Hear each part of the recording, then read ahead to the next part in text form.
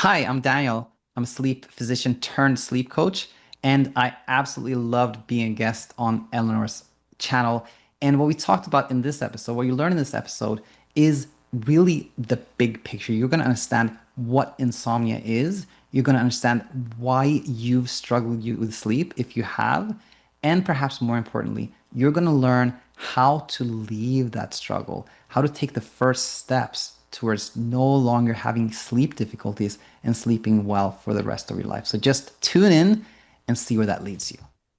Welcome to the Dr. Eleanor Stein podcast. In this show, you will hear expert medical professionals, researchers, and people with lived experience share science-based, low to no cost strategies to help people with complex chronic diseases.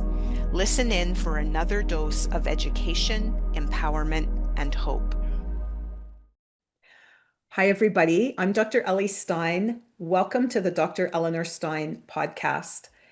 Today we have a guest whose information has transformed my personal sleep in my life, and I will share more about that later.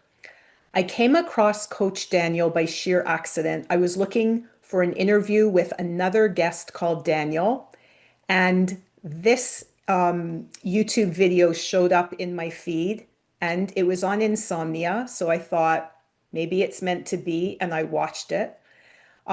Coach Daniel is a sleep doctor, so a fully qualified sleep physician who's turned author, educator, and coach.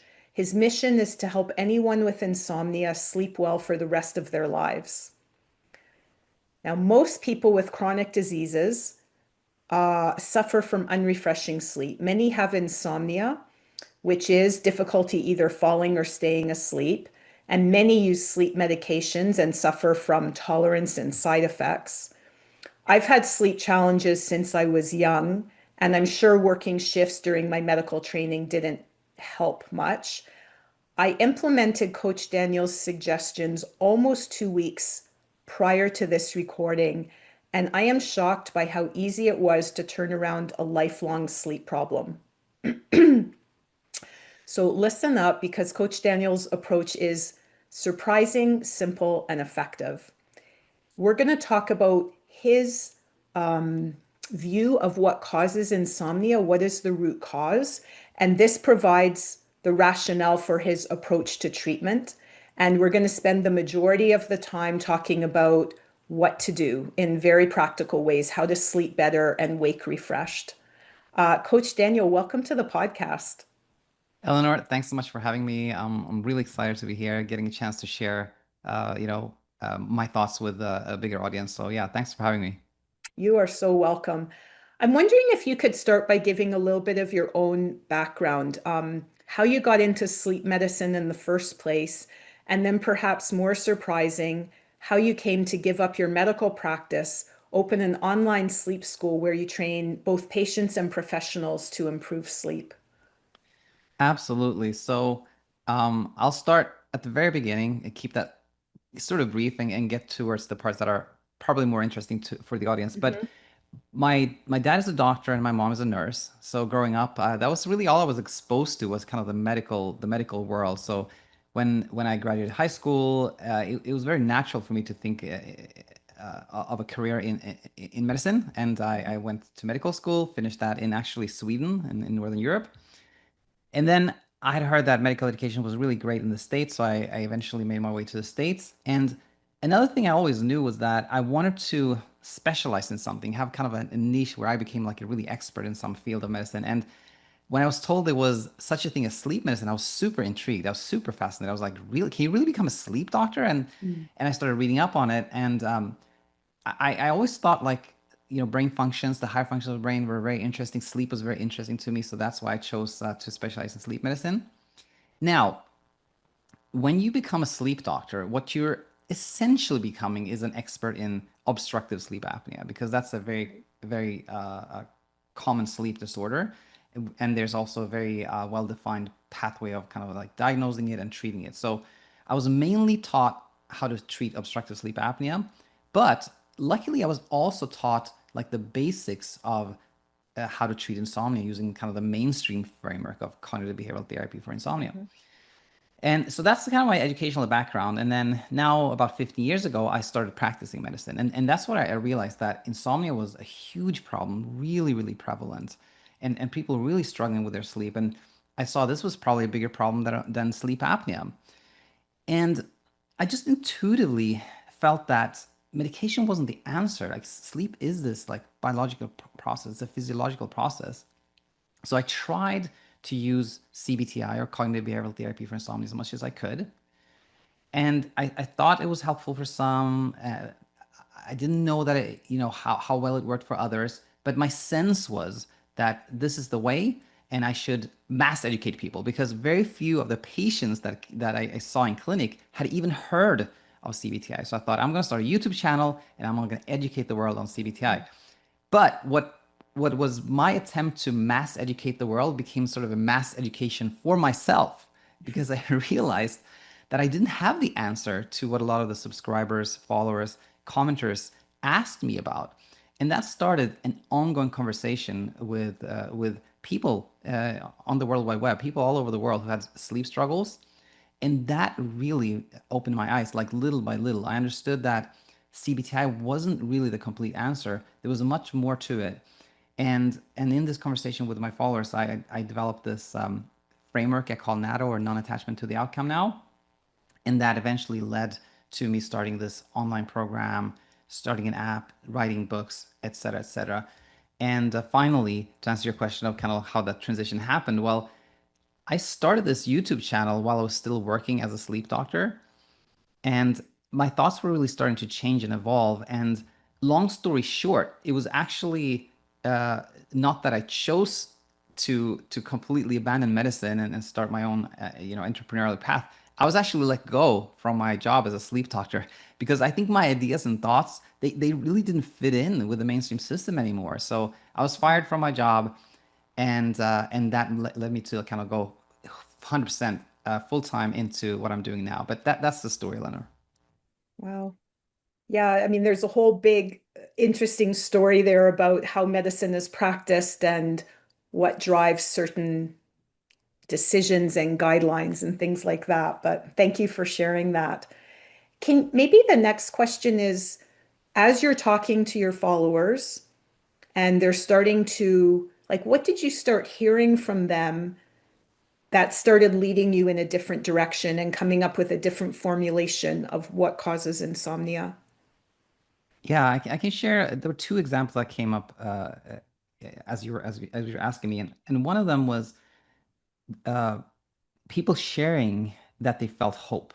That Hmm. happened quite early on. So I was starting to make these YouTube videos essentially on CBTI, uh, and I really believe that leaving insomnia was really just about like changing your bedtime habits and routines. And I was sharing that I think in a very optimistic and positive manner. But what I started to hear in the comment section was like, "Thanks so much for this. I feel hope for the first time in a long time." And at first I was confused because I thought, Why are they talking about this hope and this emotional aspect? It's really just about like make sure you get up at the same time, don't get to bed too early, things of that nature." But little by little, I heard more people say like I feel optimistic, I feel hopeful, I feel that there's a chance for me to leave the struggle, and that was that I really took note of that, and but that signaled to me that this is much more than just this is not about sleep hygiene. This is not about like clock hours, like going to bed at a certain time, getting up at a certain. There is a more deeply rooted emotional struggle behind insomnia, and people telling me like I have hope for the first time. It was Hmm. pointing me in that direction. That was one thing I'd remember, and the other thing I remember is in the very beginning, I used to just ask people to send me emails. Send me an email. I used to have these email conversations with my followers, and one of them told me, "Hey Daniel, I'm sleeping now from like 11 to 5 or something like that, but it still takes me quite a long time to fall asleep, and I wake up a few times. What should I do?" And then I was like, the traditional CBTI approach would be to say, well, it's taking you a long time to fall asleep, so you should just go to bed later. Like push Right. yourself to go to bed later and kind of concentrate all your sleep in one chunk. But another voice in my mind said, but that doesn't sound right. It doesn't sound like the right way. it sounds like maybe a more helpful way to be would be to say, it's okay. I'm not struggling right now. Things are okay the way they are, and not try to not chase more sleep, not try so hard to achieve more sleep. And I told him, and he was like, "Yeah, I get what you're saying." And he was like, "But I can't accept this. I have to try harder. So I'm gonna go with like restricting my bedtime." But to me, that was another moment where like my way was diverging from the mainstream. It didn't feel like pushing yourself to stay up late to achieve more sleep was the right way. And it was many little kind of conversations like this Mhm. that led me to where I am now. Yeah, I've taught CBTI for 20 years, so I'm very well versed in it. And it does have, I call it now my a bit of a boot camp mentality. Like you got to push harder, even though you feel horrible, right? You have to go to bed later, get up earlier, get out of bed when you're not sleeping. There's a lot of, it's very rule based. And obviously for me, it didn't help entirely, right? Because I was still struggling with sleep when I came across your video. You also mentioned in a interview that I watched that you had some insights from learning from people who are good sleepers. Yeah, I would say most of my insight definitely come from people who are either struggling with sleep or who have left the struggle and Hmm. who no longer struggling with sleep. But there are many things you can learn from people who are not struggling with sleep at all. And one thing that I always like to point out is that almost everyone knows someone who sleeps really well. You know, everybody has that family member or friend who just like falls asleep right away, sleeps through the night, doesn't struggle whatsoever. And I always like to point out that that person will give you the secret to sleeping really well. And they will give you that secret simply if you ask them, if you ask that person, how do you sleep so well? That person will go like, they'll shrug and they'll go like, I don't know. And that is the secret that what they're illustrating is that they're not trying whatsoever. They're not pondering, they're not like striving, they're not experimenting, they're not trying at all, and that's why they sleep so well. So that's an example that I often use of how we can learn from that person who's sleeping really well. And so how would someone who is struggling with sleep, like you just talked about NATO, I didn't understand what that meant before. So just say again, NATO is non-attachment to The outcome. the outcome. Got it. Okay. Because I see the books behind you and I'm like, aha. So maybe talk about that next. Like Yeah. because you just started going in a very different direction. Yeah. So if you look at the question of how can someone who's really, having insomnia, having a real hard time with sleep, arrive at the place of like, I'm not doing anything to sleep. It just happens naturally. I Hmm. would say that it is. I often describe it as a journey or like a path. Like it's not going to happen overnight. It is like it is. Yeah, it is like an inner journey. It's the journey of like really self-reflection, learning about yourself, and learning about sleep, and a whole bunch of learning. But to summarize it, I would say this: that the when we're struggling with sleep, when we have insomnia, it the root of that to me comes from this simple misunderstanding, this simple mislabeling in our brain of being awake at night as a threat, as something dangerous, something that shouldn't be happening. It's something that now alarms us. But in reality, being awake, whether it is during the day or at night, is actually not harmful at all. It's perfectly safe to be awake. But this misunderstanding often happens in in times of stress. So something's happening in our life, we're having, a new job, or we're moving, or we have a big exam, or something is happening, and we're naturally a little bit stressed about that. And that's completely functional. That's practical. Where Mhm. it serves us to be a little bit alerted when we have something big ahead of us, right? But then our brain, which is in this mode of like, it is a little bit stressed, a little bit hyper alert, hyper aroused. It's kind of actively looking for things to help us with, keep us safe from, if you will. And then we happen to be sleeping less, and it goes like, oh no, this should be happening.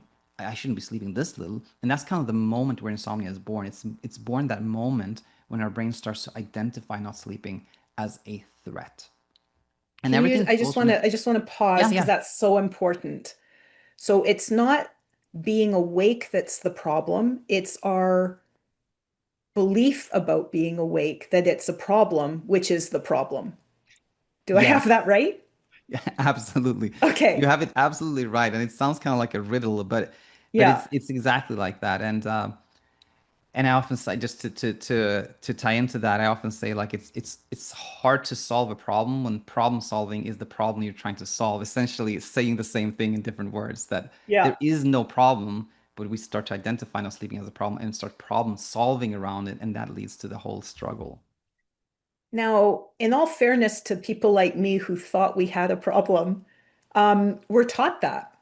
So I'm a physician, so I learned about sleep and I learned you've got to sleep 7 to 9 hours a night. And if you don't do that, you're gonna get heart disease and diabetes and cancer and like all kind of other bad outcomes. So what's your response to that? Like, isn't getting insufficient sleep bad for health? Yeah, that's a very, very valid question, a very common question. And especially with given what I just said. I Yeah, said that being awake at night is actually not a threat. But if you hear that, oh no, if you're not sleeping enough, you're going to get heart disease, you're going to get cancer, you're going to get diabetes, then it appears very much like a threat, right? yeah, And as you said, we hear from experts in the field that not sleeping enough is not good for your health. But the reality actually is, and this may shock somebody in the audience, but if you really look at the literature, if you look at the studies out there is actually no evidence whatsoever that little sleep causes any of these health issues. And one way you can actually start seeing this quite clearly is to just ask yourself, how would you determine if lack of sleep causes Alzheimer's, for example? right. I How was could gonna you, say I forgot dementia on that list. That's a big yeah, one. dementia, yeah, that's a huge Yeah. one, yeah. And I brought that one up because that's one of the most common concerns people have. But if you ask yourself, how could you prove that lack of sleep causes dementia? Well, to do that, to prove that, you would need a huge study. You would need like tens of thousands of people enrolled in a longitudinal study where you forced, let's say, half of them to only sleep, let's say, 4 hours, and you made sure the other half slept like 7 or 8 hours. Follow them over like a decade and see in which group do have most dementia. That study has never been done, and it will Right. it will never be done. So all we hear about is really associations and links.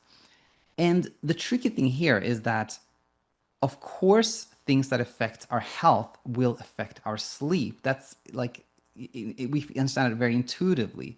If you have had a stroke, or if you had a heart attack, or if you're gaining a lot of weight or losing weight, or whatever happens to you, it is likely to impact your sleep. It's likely to disrupt your sleep. Hmm. So if you ask people who've had any health issue, how are you sleeping nowadays? They will say either I'm not sleeping well, or they'll say I'm not sleeping enough, or they'll be really tired and say I'm sleeping a lot, I'm sleeping more. Yeah. So this is why you have this link between short sleep and long sleep and Hmm. any health outcome. You can have a link between them, but it's not causal. Again, there's no evidence that short sleep causes any health issues. And finally, on this note, if you actually look at you know, like a really big populations, like big pools of subjects, you'll see that longevity is not impacted at all by insomnia. There was this huge study that came out like 3 years ago, which included like it was like meta-analysis, including 46 million people, that showed that those Wow. who identified as having insomnia and those who didn't had no difference in life expectancy. So again, this idea that not sleeping enough is going to cause health issues is just not true. And often just learning that can Yeah. often lead a lot of people to sleep easier. That's amazing because what I think I hear you saying is like the entire field of medicine has made a logical error that we're taught about like at the beginning of first year that just because things are correlated, you have low sleep and you have, say, more dementia, doesn't mean one is causing the other. Exactly right. Wow. Yeah, and it's really sad. It's not only like the medical field, we kind of committed that error, if you will, but also I think this narrative, unfortunately, is driven by by the kind of the sleep research community. Like I know there's a lot of people doing amazing work in like sleep Hmm. research, but if you think about yourself, if you imagine being a sleep researcher and your livelihood is dependent on you finding that little sleep causes a health issue, of course you're going to be biased towards reporting that, right? And then we have media as well, which depends on eyeballs and attention. Yeah. And they're not going to, like, you're never going to see a headline that says, little sleep is perfectly fine. Nobody's interested in that, right? So Yeah. there's a bias towards telling us that a little sleep is not good. Wow. So I wonder if you can go a little bit more into the cause. So I've written down here like fear-based conditioned insomnia. Just kind of explain a little bit more what that means because it's such an important concept, and your whole approach kind of rests upon that as the trigger, right? The thing that gets the insomnia started in the first place. Yes, yes, yes, absolutely. I think this is key to understand. And I want to start by saying that I'm going to start really kind of broadly speaking, saying that everything that is alive is like evolved for survival. If you look at a tree, Right. it has leaves because it needs like to absorb the energy of the sun. It has roots to get water, right? And if you look at it like an insect, you see it has wings to fly, etc. All of it is for survival. And if you look at a human body, you can say the same thing. We have a nose to breathe, we have like fingers to manipulate things, and I think the brain is the same. The brain is there for like it's ultimately evolved for survival purposes. Hmm. So when we face something that is a real, tangible, immediate threat, it knows exactly how to respond. So if you're out, picking blueberries and you see like a grizzly bear, your brain is going to be like, okay, this is a threat. It goes into like a fight or flight reaction, let's say. So either we try to scare the bear away, or we hide from it, or we run away. All of those options are good because they ultimately lead to us surviving. Yeah. However, when we encounter something that isn't a real threat and respond the same way, things become really tricky. So if we find ourselves awake one night and we go, "Oh no, I should be sleeping more," not sleeping, being awake at night. This is a threat. This is not good. Then what the brain does is it responds the same way. It doesn't like by definition, it doesn't make a distinction between a real threat and a perceived threat. It's just a threat as far as Right. the brain is concerned. So it tries to get away from it. And what I mean more practically by that is that when we find ourselves not sleeping at night, being awake at night, and we try to avoid that, what we do as these safety measures, as these attempts to escape, is things like installing blackout curtains, taking supplements, taking melatonin, magnesium, adhering to strict sleep hygiene, things of that nature.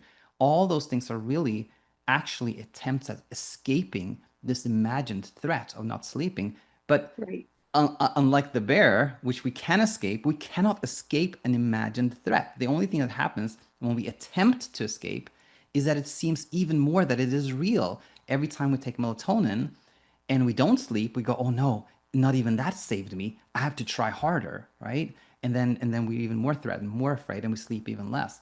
And even if it appears to work, then we go like, "Oh, the melatonin worked. Oh, good, I'm safe now. I'm safe as long as I do this," which also maintains the idea that there is a threat. And this Right. ultimately leads to kind of this insomnia loop, whereby we sleep little, and that appears to us as a threat, and then we become even more afraid. And as part of the fear response, we become more alert and we sleep less, and then we Hmm. become even more even more sense that we're threatened, and then we sleep less, and then we become more afraid, and then we sleep less, and that is the insomnia loop. So that's how I like to explain it. Okay. And I like what you said about safety behaviors. So, a safety behavior is something we do to try to cause a certain outcome. So, sleeping only on your left side, or only in this room, or turning off the Wi-Fi, or like you said, the blackout blinds, or taking supplements, or taking the hot bath, and it has to be at a certain time. And what I hear you saying that's a little bit maybe counterintuitive is that whether the safety behavior works or not doesn't is not really relevant. What's relevant is that you're reinforcing this belief that you have to do all of these behaviors to try to improve your sleep. And that actually reinforces the belief that being awake is dangerous. Yeah, yeah, you said it so well. You said it so well, and I'm gonna just tie that into what I think of as the kind of most fundamental truth about sleep, which is, and we touched on it a little bit earlier, but it is that peaceful sleep, sleeping well, is effortless. It happens when we're not trying at all. And as we just discussed, all these safety behaviors, they tend to like escalate and even if they seem to work, then we keep doing them, and that introduces effort into this passive system. So they're whether they quote unquote work or not, it's not helpful either way because they keep us in this kind of effortful full way, which leads us away from peaceful, effortless sleep. And so one of your I'm jumping a little bit ahead maybe, but one of your suggestions is to ditch the safety behaviors. Yeah, yeah. That's the short answer would be kind of yes, absolutely. Okay, Because again, when we don't do anything to feel safe, we have really we come to see that there is no real threat. There's no danger at all, and then right. and we sleep easily. Now, what can be a little tricky there is that when people find our way, our teachings, our YouTube channel, etc., they can quite often they can start to see that aha, me, drinking this sleepy time tea and taking the supplement, those are things that aren't helping me, and they can fairly easy kind of like stop doing that. Like, okay, I'm not drinking that sleepy time tea and take that supplement, but what is trickier to change is kind of like your intention behind doing things because Okay, you can see this, for example, just to make this more tangible. If we start realizing that, oh no, I've been drinking this sleepy time tea to make myself sleep for years now, I'm going to stop that. And then the person goes like, oh, as long as I stop drinking sleepy time tea, I'm going to sleep really well. Now you see, like, now the same thing, which is like drinking that tea, has become like reverse. So now we think it's important not to do the safety behavior so we can sleep, right. right? So then people go like, "Oh, I have to get rid of all my safety behaviors so I sleep." Well, then guess what? We're still trying to sleep by getting away. So You're it's still all about attached to the intent. outcome. Was that To go back to NATO, all those examples, you're still attached to the outcome of wanting or needing to sleep better. You haven't 100%? let That's go of exactly it. You're right. still thinking, I need more. It's all about still needing more sleep instead of what you say, which I love, is just befriending whatever happens, whether you're awake or asleep. Yeah, that's exactly right. Yeah, exactly right. Hmm. Um, so what are some of the solutions? Because I'm sure I have to say for me, it happened like bizarrely quickly and easily, but I'm sure people get their heads tied in knots in there's many kind of uh, places where a person could get stuck, like the example you just gave, where you say, okay, I'm on the program, I'm getting rid of my sleepy time tea, and that will help me sleep better, not realizing that they're still attached to the outcome. Yeah, yeah. That's a very common kind of tricky situation that you described so well. And firstly, I want to say one of the most common questions we have is like the timeline. Like how soon am I gonna Ah, sleep okay. better? How fast am I gonna get see some results? And I always tell people like the more we have a timeline, the more pressured we feel. Right. The more we have a goalpost, the more difficult things become for us. So the as hard as it is, the most helpful thing is to say, like, I'm starting this journey now, and I don't really know when things are going to get easier for me or how, Mhm. and be kind of like kind and gentle with themselves. But then I can already hear people saying, but for Eleanor, it was really fast. Eleanor had, like, she saw some I things happen know. really quickly for her. And then to me, you're a great example of kind of many people who've had that experience, who had that experience, I think, because it wasn't just like finding our channel or our teachings that helped you.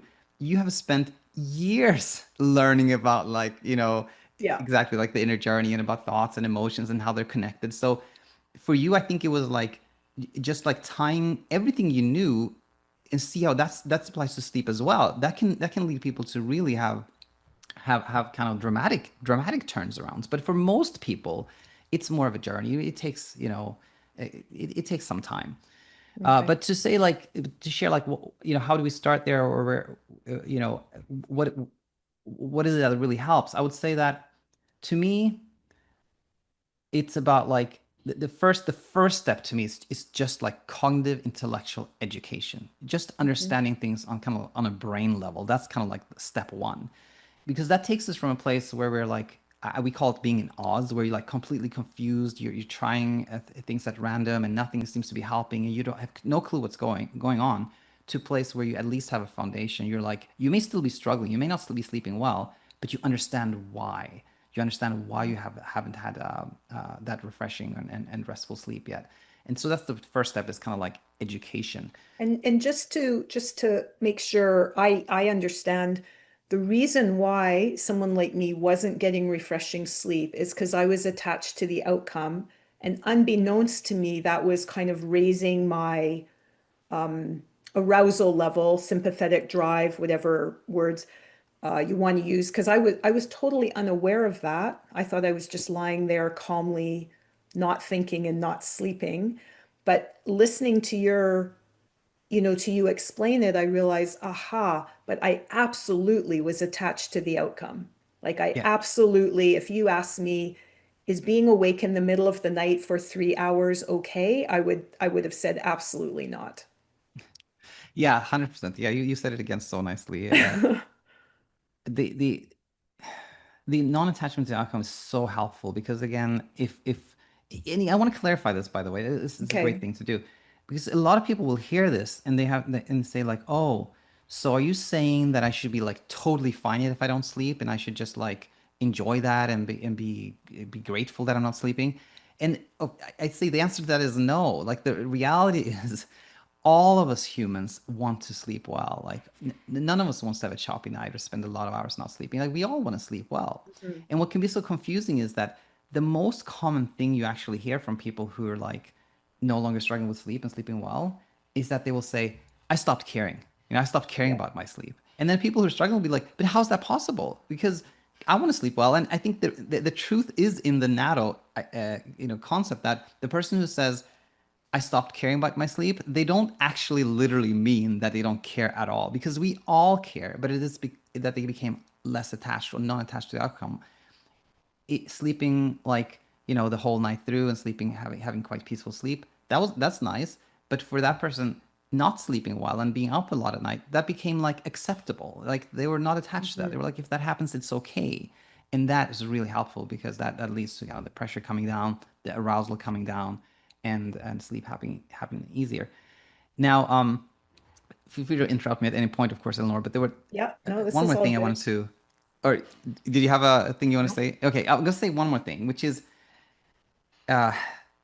we often automatically associate sleeping well with feeling like refreshed during the day, Right. and Absolutely. you know, but Absolutely. I used to think if I just have to give you this yeah, yeah, yeah. example because maybe you can explain it. I'm totally baffled.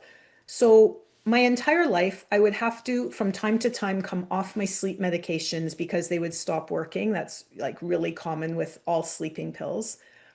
And I'd have 2 or 3 weeks of what I called real hell because I would sleep only a few hours a night and I would just be exhausted. So I'd have to plan it and do it when I didn't have a lot of commitments or podcast interviews, things like that. So this time I went into it with a different approach. And the first night off my drugs, I slept for 3 hours. Now, normally I would be so exhausted and non-functional the next day, but I had changed my belief system. I thought, okay, I know that one night of very poor sleep is totally fine. And eventually I'm going to get really tired and I'm just going to fall asleep. Like my body will let me know. And despite sleeping only 3 hours, I was totally fine the next day. I did all of my activities. I didn't even remember to be tired or non-functional. It was crazy. So it's like, did my change in belief actually change my lived experience? I got the same amount of sleep as I would normally get coming off my meds. 3 hours generally isn't sufficient. I was totally fine. I have no explanation. I think that's it. I think you said it. I think Yeah. your changing thoughts and beliefs absolutely change your lived experience the following day. And it is not uncommon. In fact, I think this experience is one of the most helpful experiences that people have on their journey of leaving insomnia. And why it helps so much is that, well, there's several reasons it helps so much, but one is that if we think to feel well tomorrow, I have to get this Ugh, amount of sleep, so right? stressful. Exactly. It's so Yeah. stressful. It puts so much pressure on. And then, of course, because of that pressure, we don't sleep well. And that creates like this ongoing struggle for us. But when we go like, you know what? Even if I don't sleep so much, I can still have a nice day tomorrow. There's Mhm. less pressure and we sleep much easier. So that's a wonderful thing. But then like the question remains though, like, but how is it that we can sleep little and not feel tired when in Yeah. the past we used to feel absolutely terrible if we didn't get enough sleep, right? And Hmm. I'll use this example that I love this like thought example, and I won't spend like a few minutes on it because I think it matters a lot to the audience here. If you imagine taking a random person off the street and just say, hey, we're going to do an experiment, and we take this person and we keep them up. Let's say we keep them entire night. They're literally up an entire night, and then we ask them the following day, how do you feel right now? Well, in all likelihood, this person will say, I feel a little groggy. I feel a bit tired. I can't really focus like I usually do, which shows that lack of sleep in and of itself, it has some impact on us, regardless of our thoughts and beliefs. And there's no reason to try to deny that or downplay that. Like if we don't sleep so much, we will in all likelihood feel a bit tired. True. However, here comes the real important part. What will we not hear from our random person that we kept up all night? What will we not hear them say when we ask, how do you feel right now? That person will not say, I feel like a tsunami of anxieties over me. I'm shaking. I feel dizzy. I'm nauseous. I feel completely drained and exhausted. I can't put one foot in front of the other. I can't think. And that illustrates that what truly matters when it comes to our next day experience isn't how many hours we got, but how we think of the fact that we didn't sleep much, right? If we sleep little and we think, this means I'm broken, this means something is wrong with me, this Right. means I'm never gonna sleep, that leads us to feel really crummy, like really awful. And so I think this really illustrates that again, like, yes, how much we sleep has some kind of physiological impact, but it's not the one that matters. It's how we think about what happened overnight that truly matters. And something that we learn in neuroplasticity is the way you disprove your own beliefs is to go through an experience. So after that first night, I mean, I was shocked because everything you just said, that was my previous experience. Like nauseous, dizzy, can't think, need to lie down, like the whole 9 yards. And so this time I kind of went, oh, you know what? What Coach Daniel is saying is true. Because here I am, I slept 3 hours, I went swimming, I did work, talked to friends, watched TV, like my usual day. I was totally fine. Like, Yeah, maybe I was 10% tired or, like you say, it was exactly. just Yeah. on the edge of my awareness that maybe it wasn't my best day in my whole life, but it was pretty darn good. And then I said, okay, tonight, as I'm going into sleep, I did it with the belief that I can do this. It's not, I trust my body to get the amount of sleep it needs. And the next night I slept 4 hours. Total felt fine again. The next night I slept 5 hours. One night I've even slept 7 hours without medication. Oh, I mean, I've had poor sleep. I'm 61. I've had poor sleep my entire life. And I've had things like medical school that really, you know, nailed that down hard for me. And then my illness with ME and FM and chemical sensitivity, like all those things just piled on. So to me, this is nothing short of a miracle. It's incredible. It's so amazing hearing this, and we like that experience where you're like sleeping for 7 hours. It hasn't happened in like Yeah, in years. We call that a magical moment, like in our way. It's like the magical moment where you see that it's possible, and also not only is it possible, it actually happened because of nothing in particular. It happened all by right. itself. It happened because you weren't trying anymore. And that's the tricky thing is that when people have that magical moment, we can often go like, how did I do that? How did I sleep 7 hours? did I have an extra walk? And then we try to recreate the magical moment, and then Oh we're trying dear. to do nothing We're again. back And then attached we to outcome. stumble across some tricky nights again. But then we have maybe the magical moment again, and we truly see that it came from nothing, and then we're on the path we want to be on. Um, Now, what about if people are moving in this direction and they can't get rid of some fears? Like they just have these beliefs, you know what, this is not good for me. I shouldn't be going down this path. I really do need my 7 hours every night. Um, any suggestions to deal with just that? Like when you've believed something for decades, it's really hard to just have the courage to let go of it, I think. Yeah, yeah, absolutely. And I often say to people, if you had like, if you listen to this episode, or if you're in a call with me or one of the coaches or something like that, and all your beliefs just changed from that call, and you had no fears whatsoever, and that would be like unreal, right? So it's unlikely that everything will change overnight. But uh, here's what I would say is that if we have a belief, and we can take one for example, like if somebody says, no, I actually truly believe that if you sleep less than 7 hours, it's not going to be good for my health, right? Yeah, Then this person who has that belief can probably see that it's not necessarily helping them because it creates some pressure to sleep and some arousal around that. But but still has that belief, right? And then what I say is that it I don't think you should try to forcefully change your belief, right? I don't think mhm. you should like forcefully try to make yourself think something else. That doesn't lead to a helpful place. It's sort of like if a friend of yours has a different political opinion than you, the more you try to impose your opinion on them, the Right. more they're going It to stick doesn't to work. theirs, right? It doesn't work.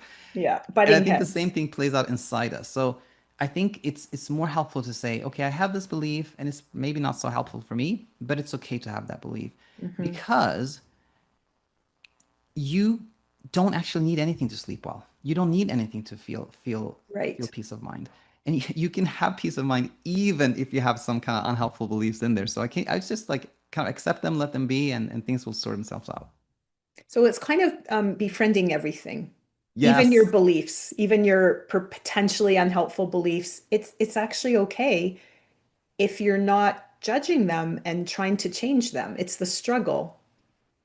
Yeah, that's 100% right. Yeah, that's 100% right. It's like the we haven't really said it in exactly these words in this episode, so we'll say it here that a lot Okay. of what we talk about is the concept of like befriending wakefulness, because when Hmm. insomnia, like the what appears as a threat for us, an enemy and antagonist is like being awake at night or not sleeping. So we talk a lot about like befriending wakefulness, making it like something acceptable for us, not trying to get away from it, escape from it, or fight with it. That's kind of a cornerstone of our teaching. But as you said, it's not just about wakefulness. It's like all these other things that can appear as threats to us. Like, oh no, I have this belief. That's a threat. No, it's not. Right. It's okay. Just befriend it. I'm tired. That can't be good. That's also okay. Like, so it's exactly the concept of befriending. It really applies to everything that we struggle with. And I'm thinking it applies to many, many other types of symptoms too, not only insomnia. So befriending my pain, my nausea, my fatigue from other sources, my, I don't know, my bowel problems, my racing heart, my low blood pressure, not 100%. seeing them, not buying into this dichotomy that symptoms are bad and I have to spend my life trying to mitigate them. Yeah, I think that's 100% right. I believe that absolutely. And if you look at, for example, pain, it's a common experience. Like everybody has pain, but when we think I shouldn't have this, this is bad for me. How can I get away from this? We're again creating this like threat. We think of it as a threat. We focus more on it, and we will have more of the experience of pain simply because like we have Mhm. this hyperarousal around it. So befriending pain leads in the opposite direction. Leads, and again, we're not saying that you have to love feeling pain or enjoy it, but the more you treat it as something that's acceptable and you befriend it, the less it's going to bother you. And maybe you'll still have pain here and there, like all humans, But if you don't see it as a something to escape or get away from, there's not going to be any struggle. It's not going to bother you much, and that applies to pain and all the other things you mentioned as well. I believe absolutely. Yeah. So I'm wondering if you could give us any more tips. So, kind of the core of what you're proposing is that insomnia, we haven't even gotten to, is it my menopause? Is it my dog? You know, is it my sleep apnea? Of course, all those things also contribute, but you're saying at the core, someone who's a chronically bad sleeper, we've somehow bought in to this paradigm that we have to sleep. Sleep is, we have to get enough sleep every night for good health. And we have to do all these safety behaviors, or we have to do whatever it takes to try to enable that, that's actually the cause of the problem. Yeah, The very short answer thing we is thought is the solution is actually the problem. yeah, yeah. I think I have very little to Oh. add. Short answer, absolutely. You said it super well. So, what are some other tips in addition to befriending and not not being tied to a certain, I have to sleep this many hours and I have to sleep this many in a row. Yeah, you're right. What we talked about now has been like kind of like principles and big picture. And to give people something that's kind of tangible and practical, I always, often invite people to do the following: that for X amount of time, you can choose whatever you want. And I'm talking to anybody out there listening now. You can choose like a week, 2 weeks, or whatever you want. But Mhm. maybe you can do an experiment where you say like, okay, for the next 2 weeks, I'm not going to research insomnia. I'm not going to Google it. I'm not going to search. I'm not going to Right, go online to search for it. That can be really, really actually helpful. Another thing is to see what happens if you no longer talk to people about it. Like, hmm, you don't tell people how much you slept, little or how much, and that will automatically lead to people kind of like asking you less. Because oftentimes what happens to people is that like people know you've been struggling with sleep and they always like, how do you sleep? And then it kind of forces you to evaluate your sleep and think, was it good? Was it bad? And keep you in that loop. And and finally, a real practical one can be to not monitor anymore, like not keep track. What often keeps us in this loop is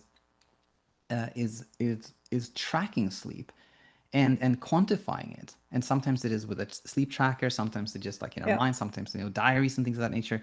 And as we talked about a little bit before, whatever you find is going to be unhelpful in the long run. Because if you find that you slept too little by any marker, like your tracker says, oh, you only got this much sleep, you're going to be like, oh no, I didn't get enough sleep. How can I get more? And if you get like a good result, if it says, oh, you slept great tonight, then you're going to be like, oh, how can I repeat that? So like right. just keeping, we call it the timeless way, like keeping the night timeless, not tracking, also very, very helpful. And I guess part of that would be not to have a clock. That's the one thing I haven't yet accomplished. So I do have a clock. And so when I do wake up, which I typically still do, once in the night, I happen to notice it. And I think you're going to suggest probably put the clock down.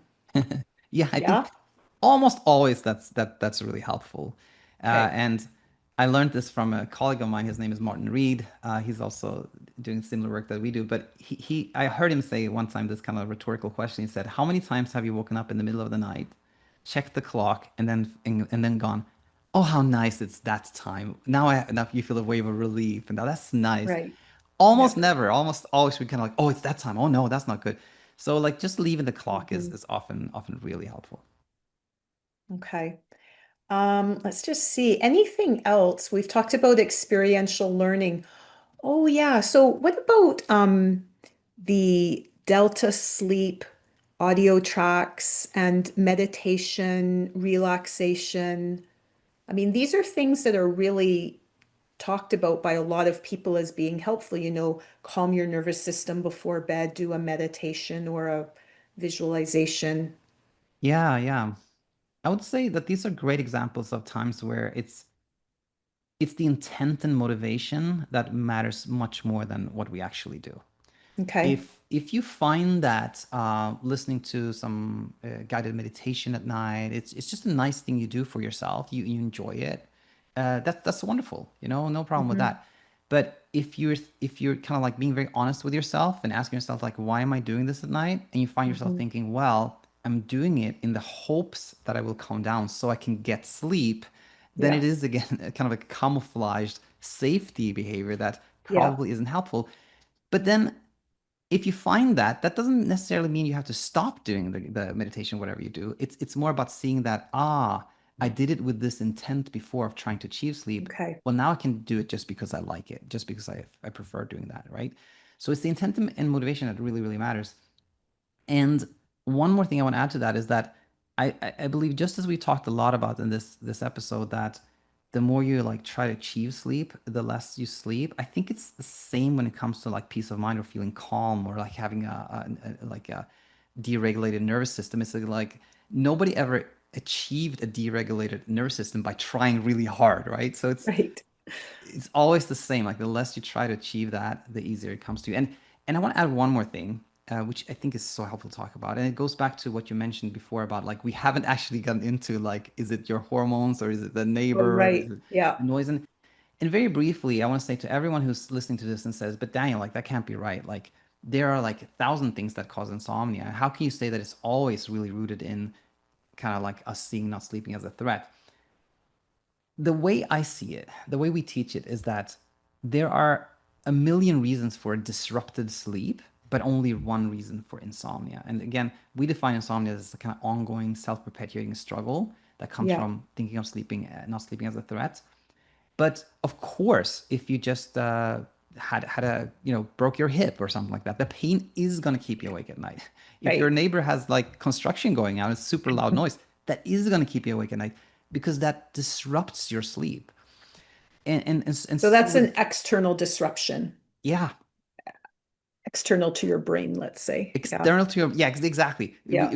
Because we can also say like hormonal changes in menopause, of course. That's also a reason for disrupted sleep, like hot flashes and things of that nature. But those are not causes for insomnia. They don't cause like an ongoing perpetuating struggle. They're just like things that disrupt your sleep, right? Yeah. And we can basically separate everything into that. Either it's a sleep disruption, and if you can do something about the disrupting factor, that's great. If you can't, Mhm. well, then you can't, and that kind of leads back to acceptance. But not there's only one real cause for insomnia, and that's the one we talked about this episode, and everything else just causes sleep disruption. So maybe a final, I probably have one or two more questions. CBTI teaches, and I've taught this to for years, that the most important thing is to get out of bed at the same time every morning. And then circadian biology would add to that and get your butt outside, expose your eyes to the sunlight, and it's going to set a healthy pattern for the day. So are you saying maybe it's not so important to wake up at the same time every day? Yeah, I don't think it's actually important, to be honest with you, Wow. generally speaking. And again, we can talk to somebody who's like having no struggle with sleep, sleeps Right. great all the time, and like, do you wake up the same time every morning? And they'll be like, Yeah. nah, sometimes I get up at 6, sometimes 9. Like in terms of like struggling with sleep, it is not important. With that said, it can be helpful to have some Yeah. regularity on the morning side, right? But and I think there's some truth in like there is a circadian rhythm, there's a circadian system, right? That's true. But I don't think that's also why it can help to have some regularity in the morning. So I think why regularity can help is more that it can lead us away from chasing sleep. What do I Mhm. mean by that? Well, oftentimes when we're struggling with sleep, we have this again, this scarcity mindset, like I have to get more, I'm not getting enough, right? And then we can hear our alarm go off at let's say 6 in the morning, and we're like, but I only got 3 hours of sleep. I gotta stay in bed a little longer so I can get some more sleep, right? And that's not helpful. This like behavior of chasing sleep and trying to get more sleep versus if we go like, well, it's my rise time and I didn't get that much sleep tonight, but it's gonna be okay, right? That it can lead us to that direction of like not chasing sleep and not trying so hard to Yeah. sleep. So that part I think can be helpful. Fantastic. There's so much more, but I think you've really given us a lot to think about. Um, Let me just see here. Oh, maybe one last thing. You talk about self-kindness. So that's more of a spiritual or a meta level intervention that has nothing directly to do with sleep, but you think it's quite important. I'm wondering maybe that's a good note to end on. Yeah, it's a wonderful note to end on, and absolutely, and this took a while for me to see. I would say it was like probably 2 years into my my journey of like trying to help people online with sleep that I really started to see self-kindness as something really, really helpful. My, I, like many in our community, when I heard the concept of self-kindness, like that sounds really fluffy and woo, and like how is that going to help, right? But the more you think about it, you can see that it's actually really practical and helpful. And and how can that be? Well, I'll illustrate it like this. Your brain and your body, it knows perfectly well how to sleep. Like it's programmed in us. We all know how to sleep, right? There's no problem there. But what happens is when we start to distrust our brain, then we start to kind of interfere with what it's trying to do. And that actually causes us to not sleep well. And here's where the self criticism comes in. Oftentimes we have a night where we sleep little, right? And we wake up and then we go like, why is that? How can I not get to sleep? Like what's the problem? What's wrong with me? Why can't I do With such a emphasis such a on the, simple thing, right? yeah, And then that's sort of like an automatically critical response to to yeah. to not sleeping, which then goes like our brain goes like, oh, well, if I don't sleep enough, I'm going to get reprimanded. I'm going to get punished. I'm going to get like, and it Really doesn't true. give kind of our sleep system, our brain, this like peace and like freedom to just do what it wants to do, right? So when we're kind of kind and we're like we're no longer criticizing ourselves, we're like, okay, I didn't sleep much, that's okay. Then we kind of give our brain that peace and freedom and like the lack of the fear of like repercussion that leads it to sleep really well. And many of your audience may already know this, but a lot of people ask like, so what does it mean? What is self-kindness? And the way I talk about it is like very common to like what you'll get if you just Google like what is self-kindness. But it's something like it's not about taking yourself to the spa or like having an ice cream. Those are nice things, but it's not really about that. It's more about how you speak to yourself, the inner conversation you have with yourself. Mhm. Oftentimes, again, when we have a choppy night, we're really hard on ourselves. But if we think about a friend of ours, like a friend of ours says, "Oh, I didn't sleep much at all last night," would we go like, "What's wrong with you? Can't you get a grip?" Like, come on. We would never say that. We'd kind of Right. like give them a hug, maybe like, "It's gonna be okay. Don't worry about it. Like, it happens." Like, and when we talk to ourselves, the way we talk to a friend or a child or like somebody we love, that kind and gentle voice, that's really self-kindness. I love it. If people want to learn more about what you offer, maybe share a little bit. You run something called the Sleep School. What is that? What could people learn if they check you out? Yeah. It's the sleep coach school, actually, the Oh, sleep sorry, coach the school. Yeah, Sleep no Coach problem. School. I would love to take the name actually, sleep school, but somebody else did that. His name is Guy Got it. Meadows. He's also great. But anyways, the sleep coach school, I would say like if you just go to YouTube and you just search the sleep coach school, you'll find our YouTube channel. I think that's a Mhm. great place to start because we have educational videos and we have like success stories where people share their journey of leaving insomnia. I think that's so much value there. Um, and that also has a podcast, and if you just want to listen, you can find it wherever you listen to podcasts as well. Now we have a group coaching program for Mhm. people with insomnia, and I think that's really special because you can hear me say all the time that you're unique and special, but your insomnia is not. What you're going through is not that unusual, but it's something different when you hear it from another person who's going through the same journey. So we have a group Right. coaching program as well. We have an app for people who prefer learning via text and who kind of like busy or on the go and want to do things kind of on their own time. And I have And several. so how does the app work? What do you, how do you communicate with the app? Like, what would you tell it and what would it Yeah, say back to you? yes, I would say the core. It's very simple. Like it's very simple functionality wise, but it gives you like um uh, two like text-based modules every day, and it takes probably just like 5 minutes to read them. But Mhm. that it's educate just the same type of education that we talked about here, which is but this Oh, okay. text. Just little aliquots. Exactly Okay. right. And then we have for anyone there is like this chat bot, which is called Ellie, I and it's know. based on ChatGPT, but it's trained by myself. So I created a spreadsheet of like 700 most common questions and fed it to, and it's doing a great job actually of answering questions. So you can ask questions there, and that's kind of the basic tier, if you will. And if you if you have like a higher tier, you can get a human coach, which is Yeah, one of the graduates, to talk to. But that's how the app works. that's fabulous. And is that all on your webpage? How would someone access the app? Yeah, yeah. Just head over to like thesleepcoachschool.com and you'll Okay, find information about everything there. that's fantastic. Is there anything else you want to add before we finish? Maybe I'll just add that regardless of speaking to your audience here, like regardless of like how long you've struggled with sleep, what you've gone through, regardless of how difficult it has been, there is a way to leave that struggle for anyone who's just willing to learn a little bit and take a bit of this inner journey. There's hope for anyone, so I just want to share that with everybody. Thank you so much. This was, I mean, very meaningful for me because of my recent experience. I now have hope, and I fully expect that I'm going to sleep well for the rest of my life. That's incredible. I live to hear words like that, so thanks so much, Eleanor, for having me and for sharing that. You're welcome.